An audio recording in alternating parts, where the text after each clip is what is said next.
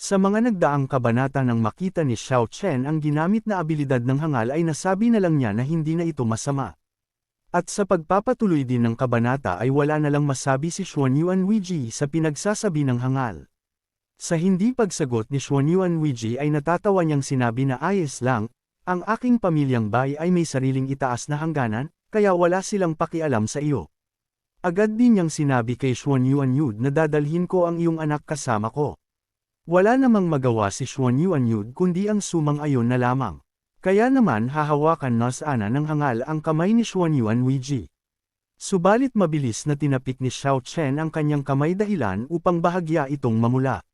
Sinabi naman ni Xiao Chen sa hangal na si Xuanyuan Weiji ay hindi sasama sa iyo. Sa sinabi ni Xiao Chen ay nagulat si Xuanyuan Yud dito. Na kahit si Xuanyuan Weiji ay nagulat sa panghihimasok ni Xiao Chen sa kanilang commotion. Ninas naman ang hangal nang maramdaman niya na masakit ang kanyang kamay sa lakas ng pagkakatapik ni Xiao Chen. Kaya naman agad niyang tinanong kay Xuanyuan Yud na kung sino ang lalaking ito. Hindi naman nakasagot si Xuanyuan Yud sapagkat hindi niya naman alam kung sino ang binata, kaya naman si Xuanyuan Yud na lamang ang sumagot dito na sabi pa nga niya na Young Master Bai, ang taong ito ay isang taong nakatagpo, siya ay malakas at makapangyarihan? Nasabi ko na sa aking nakababatang kapatid na babae na siya ay nagpakasal kay Master Bai. Subalit ang taong ito sa halip ay huminto ay nagsalita pa ng nakakainsulto kay Master Bai. Kaya lakas loob ko siyang dinala dito kaya naman bahala na si Young Master Bai. Sa mga sinabi ni Xuanyuan Yu ay natawa na lang si Xiao Chen na sabi pa nga niya ikaw na bata, nakakapagsalita ka pala. Tinanong naman ni Master Bai si Xiao Chen na kung gusto din ba ni Xiao Chen ang babaeng ito. Wala namang pag-aalinlangan na sinabi ni Xiao Chen na tama ang sinabi mo. Sa sinabi ni Xiao Chen ay bahagyang nahiya si Xuanyuan Weiji dito at makikitang namumula ang kanyang mukha. Nagulat naman ang mag-ama sa sinabi ni Xiao Chen at dahil dito ay namuti ang kanilang mga mata. Sinabi naman ng hangal na si Master Bai na makatwiran ito, ang klase ng mga mahuhusay na babae na ito, natural na hindi ako ang tanging may gusto sa kanya. Ngunit kapag nagustuhan ko siya, akin siya at ayaw kong ninanakawan ako ng iba. At halos pumutok ang mga ugat niya sa galit kay Xiao Chen. Kaya naman agad niyang nilabas ang kanyang abilidad na kayang mag-summon ng dalawang espada na nababalutan ng aura. Matapos ang kanyang paghahanda ay agad niya itong pinakawalan patungo kay Xiao Chen. Hindi naman ito iniwasan ni Xiao Chen bagkus ay humanap siya ng buwelo. At agad niya itong sinalag gamit lamang ang kanyang ulo habang natatawa. Sa ginawa ni Xiao Chen ay nasira ang atake ng hangal. Nasabi pa nga ni Xiao Chen habang natatawa na yun pala iyon sa hindi inaasahang pagkakataon, ang pamilyang Bai ng espada ay magkakaroon ng mahinang sword repairer tulad mo. Sinabi naman ng hangal na isa kang pisikal na pagsasanay, isang physical training cultivator. Kinumpirma naman agad ito ni Xiao Chen na oo, ito ang iyong mundo ng espada, lahat ay nais na mapupuksa ito at pagkatapos ay mabilis na linangin. Sa sinabi ni Xiao Chen ay natawa ng malademonyo ang hangal. At agad itong naghanda ng kanyang gagawing atake. Nasabi pa nga niya na ngayon ay papatayin kita physical body cultivator. Matapos ang kanyang paghahanda ay agad niya na itong pinakawalan at makikitang bumuo ito ng hugis dragon. Agad naman na naghanda si Xiao Chen ng kanyang hininga. At nang matapos ito ay agad niya na itong pinakawalan na kung tawagin niya sa kanyang atake na Sky Roar. At dahil dito ay bumulusok ang matinding enerhiya patungo sa ginawang atake ng hangal. Kaya naman dahil dito ay nasira na naman ang pangalawang atake ng hangal. Bukod dito ay hindi pa natapos ang atake ni Xiao Chen kaya naman umabot din ito sa kanya. Dahilan upang tumilapon ng hangal dala-dala ang kanyang natamong pinsala. At sa lakas ng impact ay napasigaw na lamang siya dito. Sinabihan naman siya ni Xiao Chen na sobrang hina mo naman. Galit na galit ang hangal na sabi pa nga niya kay Xiao Chen na ikaw na bastardong nasa mababang kaharian. Pagsisisihan mo itong ginawa mong panghihimasok. At galitin ako ng ganito, dahil sa kanyang galit ay agad niyang nilabas ang buo niya ng lakas upang patayin si Xiao Chen. Nagpatuloy sa paghahanda ang hangal habang si Xiao Chen naman ay kalmado lang siyang inaantay. Lumabas ang matinding enerhiya sa kanyang dibdib. At nang matapos ang kanyang pagpapalabas ng enerhiya ay hinawakan niya ang sahig na agad namang nagkaroon ng reaksyon. Maya-maya pa ay dahan-dahan niya nang kinuha ang espada dito. At nang matapos ang matagal niyang paghahanda ay sumambulat ang isang artifact at ang imahe ng malaking espada. Nang makita ito ni Xuan Yuanyud ay nasabi na lang niya na ito ang kapangyarihan ng espadang Emperor. Sinabi din ng hangal habang natatawa na orihinal, "Dumating ako sa mababang kaharian, alam kong hindi ko maibigay ang aking tunay na lakas dahil lumaban ako. Ngunit salamat sa aking superior na mga kasanayan, naisip niya ang posibleng krisis ng maaga. At nakapaghanda ako sa oras, binigay ito sa akin na maaaring pansamantalang magpigil ng pisikal na lakas." At nang matapos din siya sa kanyang mga sinasabi ay agad niya nang pinakawalan ang kanyang atake na sabi pa nga niya na maglaho ka na physical body cultivator. At sumambulat sa harap ni Xiao Chen ang isang artifact na may daladalang mabigat na pressure. Nasabi na lang ni Xiao Chen na ang kapangyarihan ng Sword Emperor na hindi pa napagsama-sama, masyado kang walang muwang. Agad niya ding nilabas ang kanyang aura na nasa antas na ng Great Emperor. Kaya naman nang makita ito ng hangal ay nagulat siya na sabi pa nga niya na paanong ikaw ay nasa Great Emperor realm. Hindi naman nagsalita si Xiao Chen at pinakawalan niya na ang kanyang atake na kung tawagin niya ay Heaven's Fist. Dahil dito ay nagkaroon ng malakas na salpukan ang magkabilang atake at napanganganalang ang hangal. Subalit ang atake ni Xiao Chen ay lubhang malakas kaya naman tumagos ang atake at nasira ang talisman ng hangal. Dahilan upang mapasuka siya ng dugo dahil dito. Napaluhod ang hangal sa kanyang natamong pinsala at hindi siya makapaniwala na natalo siya. Nasabi pa nga niya habang nagtataka na kung bakit walang silbi ang kanyang atake na nasa antas na ng Emperor. Lumapit naman si Xiao Chen at sabay niyang sinabi na dahil ikaw din ang pamilyang Bai, dapat kilala mo yung lalaki na pumunta sa kaharian ng Xinwu, makalipas ang ilang mga araw. Sinabi naman ng hangal na iyon ang aking ika-6 na kapatid. Nang mapagtanto niya ito ay napaatras na lang siya dito na sabi pa nga niya na ang pumatay sa pang-6 kong kapatid ay ikaw. Kinumpirma naman ito ni Xiao Chen na tama ang sinabi mo. Dagdag pa ng hangal habang natatakot na pinatay mo na ang pang-6 kong kapatid, hindi mo ako mapapatay. Kung hindi, hindi ka pakakawalan ng pamilya kong Bai. Sa kanyang mga sinabi ay nakatanggap lamang siya kay Xiao Chen ng isang sikal. Nasabi pa nga ni Xiao Chen na maghihintay ako na dumating na ang araw na iyon. Agad naman na binali ni Xiao Chen ang liig ng hangal dahilan upang bawian ito ng buhay. At dahil dito ay nagkaroon ng katahimikan sa loob ng bulwagan. Wala rin namang masabi ang pamilyang Xuanyuan sa ginawa ni Xiao Chen. Habang si Xuan Yuanyu ay nasabi na lang niya habang natatakot na pinatay niya talaga si Master Bai. Sino ba talaga ang lalaking ito? Matapos patahimikin ni Xiao Chen ang hangal ay sinabi niya na kay Xuan Yuanwiji na ikaw sumama ka sa akin. Hindi naman nagdalawang isip si Xuan Yuanwiji at agad niyang sinabi na sasama ako sa iyo habang namumula ang kanyang mukha. Bago umalis sila Xiao Chen ay sinabi niya kay Patriarch Xuan Yuan na dadalhin ko si Xuan Yuanwiji palayo. Dagdag pa niya habang nag-iiwan ng scroll na isipin mo ito bilang kabayaran para sa iyong pamilyang Xuanyuan. Matapos niyang magpaalam ay agad na din silang umalis. Habang si Xuan Yuanyud ay makikitang naninigas ito sa takot. Nang makaalis na nga sina Xiao Chen ay bigla na lang itong bumagsak na sabi pa nga niya na natakot ako dun sa kamatayan. Nang makahinga ng maluwag ay tinignan niya ang scroll na iniwan ni Xiao Chen. Dali-dali naman niya itong tinignan at nang makita niya ito ay nasabi na lang niya na heavenly rank first grade martial arts na kayang hiwain ang kalangitan. Dahil dito ay tuwang-tuwa si Xuan Yuanyud na sabi pa nga niya na isa itong pagkakataon. Habang naglalakad sina Xiao Chen palabas ay nagpasalamat dito si Xuan Yuanwiji kay Xiao Chen.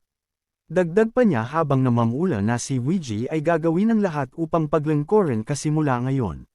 Sinabi naman ni Xiao Chen na hindi muna kailangang magpasalamat, ang iyong talento sa pagpino ay kamanghamanghang, bilang aking alagad, ay magiging mahigpit sa inyo. Sa sinabi ni Xiao Chen ay nagtaka si Xuan Yuanwiji dito subalit nang mapagtanto niyang mali pala ang kanyang iniisip. Ay nasabi na lang niya kay Xiao Chen na tinulungan mo ako, hindi mo ba ako gusto? Nang marinig ito ni Xiao Chen ay halos lumabas ang kanyang mga mata at mabilis niyang sinabi na syempre hindi. Sa kabilang banda naman sa mundo ng espada sa bahay ng pamilyang Bai. Dito nga sa pribadong kwarto ay may nawasak na naman na espada na konektado sa ikapitong anak ng Bai. Na pinatay ni Xiao Chen. Dahil dito ay napasukan na naman ng dugo ang ama sa pagkamatay ng ika-6 na anak. Nasabi pa nga niya na si Shiki ay patay na din. Nang marinig ito ng isa niyang anak, ay napasigaw ito na sabi pa nga niya na si ika-7 kapatid, sino ang taong iyon, sino ang pumatay sa aking ika-7 kapatid? Sinabi naman ng kanyang ama na Jianping, inuutusan kita na bumaba at suriin ito para sa akin. Siguraduhin na dapat mong suriin ito ng taas-baba. Dagdag pa niya na sa pamilya nating Bai, 2 magkasunod na namatay, kung hindi ako maghihiganti, nangangako akong hindi ako maging tao, na agad naman na sinunod ito ni Jianping ang sinabi ng kanyang ama. Habang palabas ng silid ay makikita sa mukha nito ang pagiging seryoso. Nang makalabas ay agad niyang isinara ang pinto at bahagya siyang tumigil dito. Ilang sandali pa ay bigla na lang nag-iba ang ekspresyon nito na sabi pa nga niya habang natatawa na isa na namang patay. Dagdag pa niya nang makarating siya sa kanyang silid na ang ika-7 ay isa sa mga paboritong anak ni ama, at ngayon ay patay na siya, kaya sa natitira ang aking katunggali ay si Lao Jiu na lang. Kapag namatay na din si Lao Jiu, sa akin na ang pamilyang Bai, na tatawaging Bai Jianping. Sa kanyang kasiyahan ay dumating ang kanyang servant na sabi pa nga nito na master isang malaking balita. Pinagsalita naman agad siya ni Jianping. Sinabi naman ng servant na Jia Sword Realm na tuklasan ng intelligence na ang taong pumatay sa ika-7 master ay si Xiao Chen na pumatay din sa ika-6 na master noon. Sinabi naman ni Jianping na maliban sa akin sino pa ang nakakaalam nito. Agad naman na sinabi ng servant na pagkatapos kong makuha ang balita, nakarating ako dito, naabisuhan ka sa lalong madaling panahon. Naging seryoso naman ang boses ni Jianping na sabi pa nga niya ibig sabihin ikaw lang at ako ang nakakaalam. Kinumpirma naman ito ng servant na tama ang sinabi mo. Agad siyang sinakal ni Jianping na sabi pa nga nito na king ganon ay mahusay. Wala namang magawa ang servant sa ginagawa ni Jianping. Dagdag pa ni Jianping na simula ngayon ako na lang ang nakakaalam nito. Maya-maya pa ay natuluyan na nga ang kanyang servant. Dagdag pa ni Jianping na Xiao Chen, nagawa mong mapatay ang ika-7 kapatid ibig sabihin magagawa mo ding mapatay si Lao Jiu tama. Balik naman tayo kina Xiao Chen na sabi pa nga dito ni Xuan Yuan Weiji na ano ang hitsura ng kaharian ng Xinwu. Pariho ba ito sa atin? Dagdag pa niya narinig ko na ang Xinwu world ay napakahirap at nakapahina kumpara sa Upper Realms. Totoo ba ito? Napakalakas ba ni Emperador Shenwu? Nasaan ang mga orc na spirit stone na katulad ng sa atin dito? Halos sumabog naman ang ulo ni Xiao Chen na sabi pa mga niya na saan ka ba nagmula napakarami mong tanong. Sinabi din ni Xuan Yuan Weiji na nag-aaral ako ng mga tools sa bahay mula pa noong bata ako, pabayaan ang Xinwu realm, hindi pa ako nakakapunta sa ilang iba pang malalaking domain sa Kanglan realm na ito. Sinabi naman ni Xiao Chen na katulad dito. Nagpatuloy sila sa paglalakad habang sumasakit na ang ulo ni Xiao Chen sa maraming katanungan ni Xuan Yuan Weiji. Maya-maya pa sa kanilang paglalakad ay may napansin si Xiao Chen at bahagya siyang napangisi dito. Sinabi naman ni Xuan Yuan Weiji na ito ay ang grupo ng Black Caravan. Dahil nakarating ka na sa part na ito ay inaanyayahan kita na pindutin ang like at mag-subscribe at i-on ang notification bell. At kung gusto mo naman na suportahan ng matindi ang bidang hangal na ito ay maaari mo ding pindutin ang super thanks sa ibaba para mas lalong ganahan ang hangal na ito. Maraming salamat mga bida. Nang marinig ni Xiao Chen ang sinabi ni Xuan Yuan Weiji ay nasabi na lang niya na Black Caravan. Ipinaliwanag naman ni Xuan Yuan Weiji na ang Black Caravan ay ang pinakamalaking parada sa kaharian ng Kanglan. Mayroon silang isang malaking bilang ng mga likas na kayamanan at pamamaraan ng paglilinang sa kanilang mga kamay, ngunit hindi ko inaasahan na sila ay pupunta sa Jianyu City. Sa huling pagkakataon na dumating sila, parang isang taon na ang nakalipas. At lumabas na ito ay ang 3rd level caravan na nandito ngayon. Dagdag pa ni Xuan Yuan Weiji na ang itim na caravan ay nahahati sa 4 na antas. Ang pinakamataas na antas ay ang 4 na antas ng caravan. Mas mataas ang antas, mas magagandang bagay ang hatid nito. Sa ikatlong antas ng caravan ay tiyak na makakabili ng mga high-grade spirit stones ng Earth Tribulation, pati na rin ang martial arts. Bukod pa rito, ang mga pinuno ng ikatlong antas na caravan ay lahat ay may lakas ng emperador. Nang marinig ito ni Xiao Chen ay nagulat siya na sabi pa nga niya na ang lakas ng emperor. Nasa isip-isip pa nga niya na sa kaharian ng Kanglan, ang isang pinuno ng caravan ay may lakas ng emperor. Nagpatuloy sa pagparada ang Black Caravan habang ang mga tao naman ay natutuwa sa kanila. At makikita din natin na ito ang leader ng Black Caravan.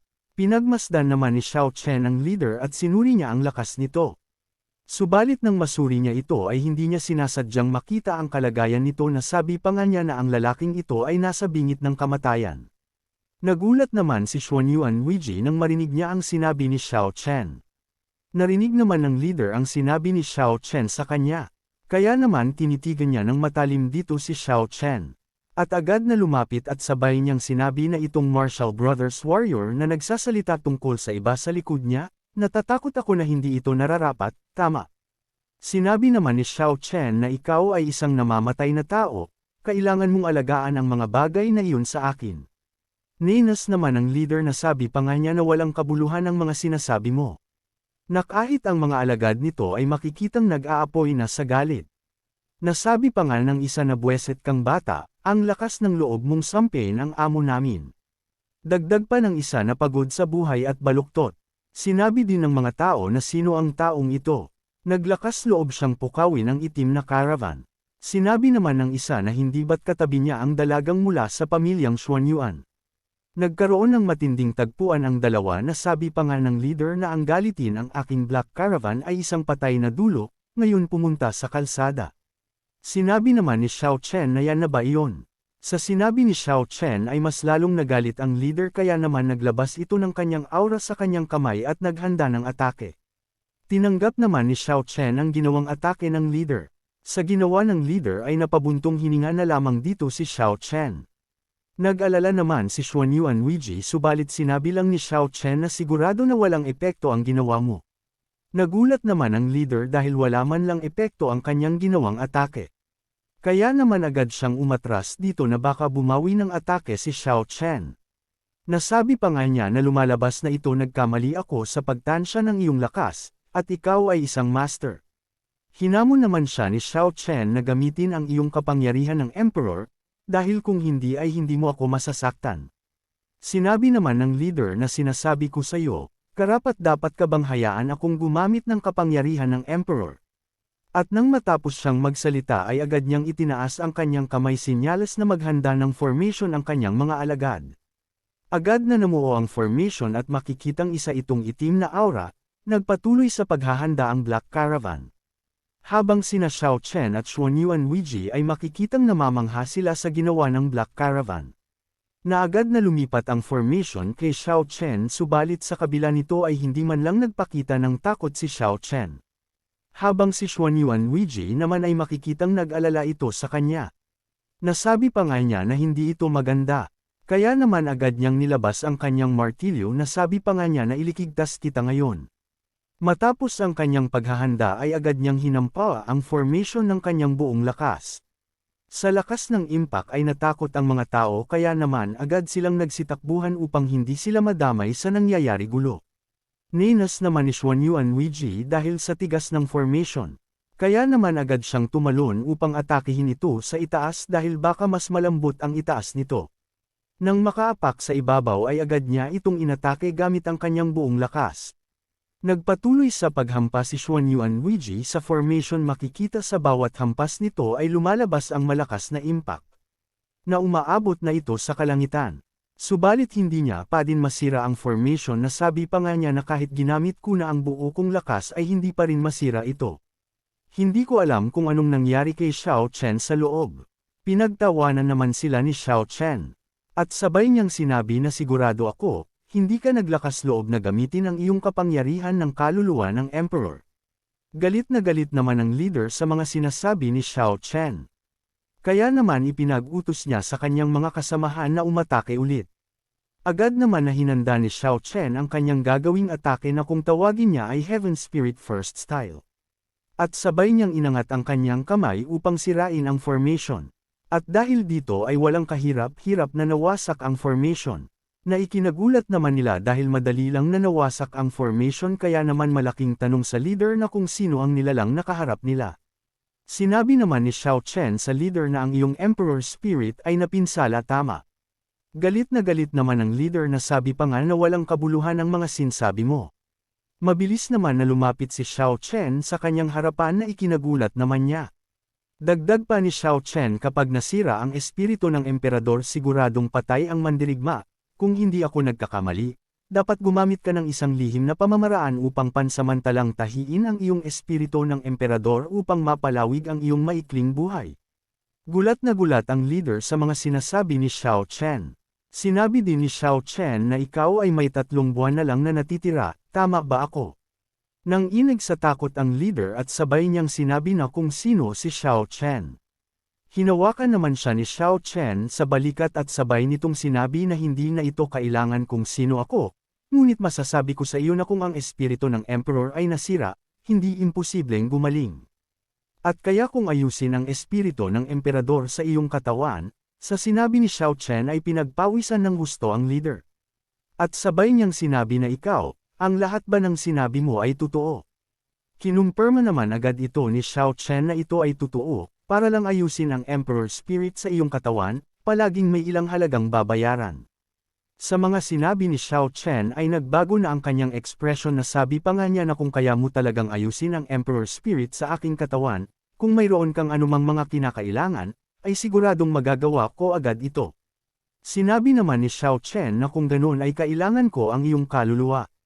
Nagulat naman ang leader sa sinabi ni Xiao Chen na kailangan niya ang kanyang kaluluwa, dahil kung magkataon ay magiging master niya si Xiao Chen na isang bata lamang. At dito na din matatapos ang ating episode mga bidang hangal, subalit hindi matatapos ang araw na ito nang hindi tayo nag-shoutout, kaya naman shoutout kay Gilbert Vallejo, Danilo Frills, User Date, Rusty, shoutout sa Valiente Family, Arvin Lopez from Orani Bataan, Celoso Gaming from Panabo City, Jerry Lorca from Iloilo City, Arjan from Aluginsan, shoutout kay Zerex at Romkilo Family from Davao City, at hanggang dito na lang muna mga bida, at sa mga hindi pa na shoutout ay huwag kayong mag-alala dahil nakalista naman ang iyong mga pangalan at nakikita ko ang mga comments nyo. Maraming salamat sa panunood at magkita-kita ulit tayo sa mga susunod na kabanata, kaya naman mangyaring pa-like na lang po.